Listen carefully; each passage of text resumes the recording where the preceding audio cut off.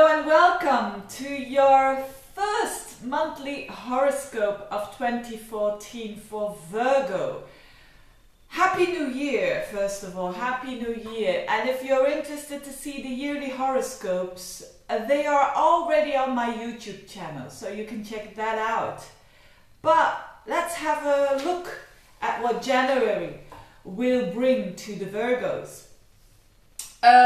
It's a very intense month for all of us, and there has been quite some intensity with the start of the year, with all that emphasis in Capricorn, which is for you the 5th house, which is actually for the Virgos not a bad thing, because it has to do with its creativity and with how you express yourself and the intensity that is involved with that, to be able to express yourself.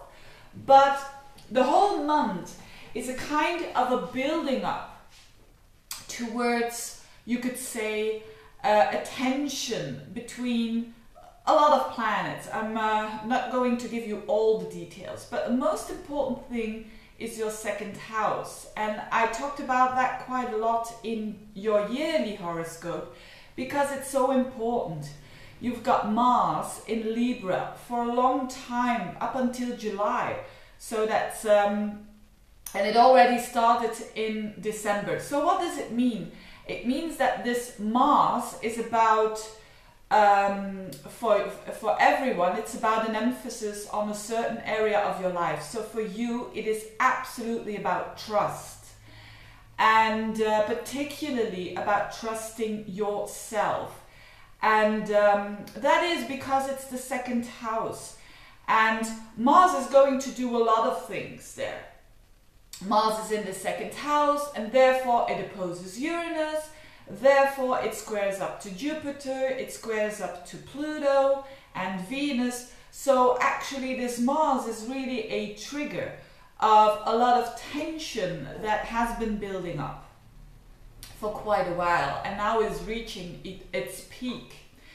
Now the thing is, with this Mars in your 2nd house, it means that Virgos will spend quite some time to gain that trust again when they have lost trust, or to improve it.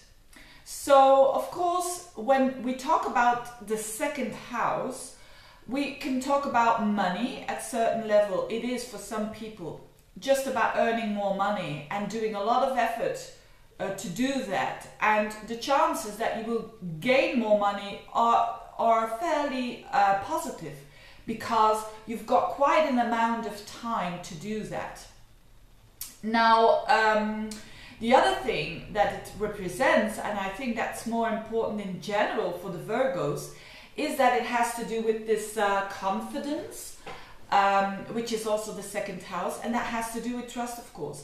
So if something has happened to you recently that you have lost trust in a certain situation or a certain relationship, or it always has to do with boundaries. It always has to do with that the boundaries that you have put were or too strict or too loose. And I think with Virgos, normally they are the sign of the zodiac that have quite a good feeling of setting up good boundaries, you could say, because a boundary is not always a good boundary. And what I mean by that is that they can be so strict, and you can build up so many boundaries that no one can get in and you can't get out, so that turns into isolation.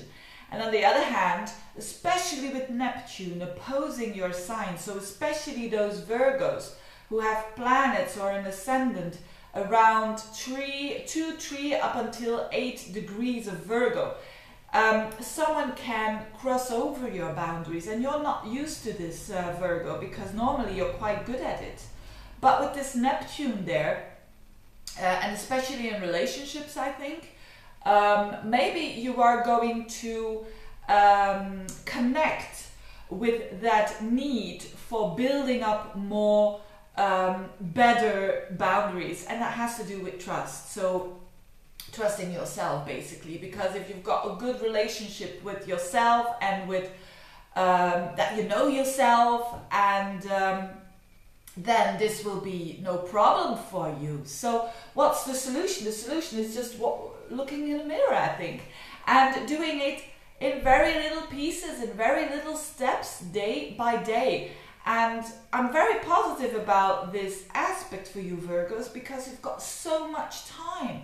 You've got like the whole first part of the half of the year to build that up. So again, if someone has crossed those boundaries, or if you have put too strict boundaries, there's always a reason why you did that. It's probably fear of getting hurt and going through that pain. So it's perfectly normal that you, Virgos, on a general level, will put a lot of effort towards that. And I think you will do great, and I think there is this potential for you to become a very strong personality, because you are going to put a lot of effort into this. So that is the most important thing that is going to happen for you. What else? With your ruler is also making some nice aspects with Uranus. So around the middle of the month, the 16th, the 17th, Mercury is going to sextile Uranus, and that means that you're going to have insights for new solutions that otherwise you would have never seen. So very good. Just watch out around the 25th and the 26th. These are days that you might feel that you're not going anywhere, because you've got Mercury squaring up to Saturn, and Saturn is in the part of your chart that has to do with thinking. So mind the thinking, and try to be not negative or worrying around the 25th and 26th. Other than that, I don't want to go too much into the detail, because I already have made the yearly horoscopes, which fits in very nicely with what is going on with you. Wishing you all the best, you Virgos. Build up that security, build up that stability that we all need in life, not only the Virgos, but I know you will do well. Wishing you all the best. See you next month.